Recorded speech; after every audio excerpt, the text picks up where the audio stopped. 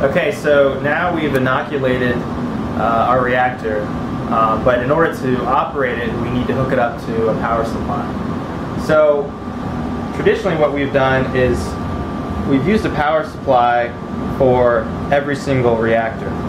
But as you can imagine, if you want to hook up 10, 20, or 30 of these, you're going to need 10, 20, 30 power supplies. But that can get pretty expensive because each one of these power supplies is about $200. And so what we did was we came up with an alternative method of parallel operation using a single power supply. So to take a closer look, what you need to do is take some leads. What I usually take is about 10.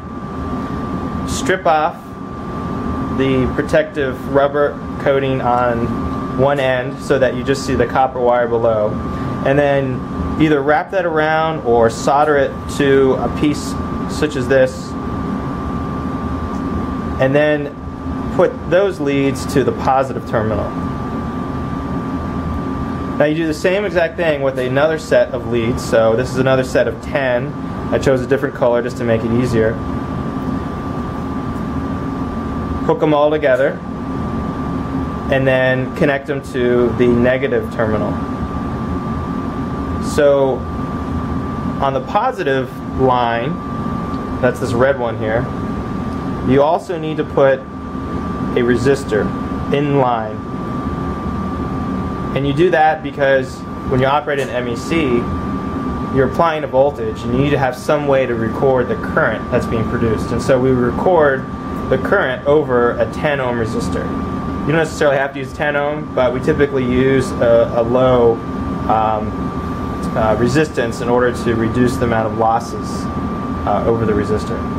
So 10 ohm resistor, and this is where we record the voltage using a multimeter. So this is connected to a Keithley digital multimeter, and every 10 or 20 minutes records a voltage reading, which you can then convert to current based on Ohm's law.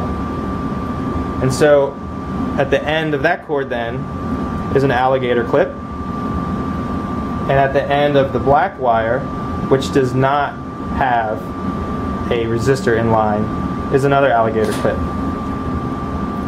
So the line that's connected to the positive terminal and that has the 10 ohm resistor is your anode. That's the carbon plate in this case. And the line that's connected to the negative terminal without the resistor is the cathode.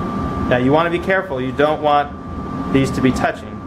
So you might need to, for example, bend the wire a little bit,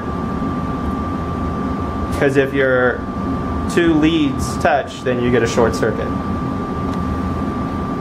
And once you have it set up, then on the power supply, this is a digital power supply, so we just type in the voltage. So we say voltage set, we want 0.7 volts.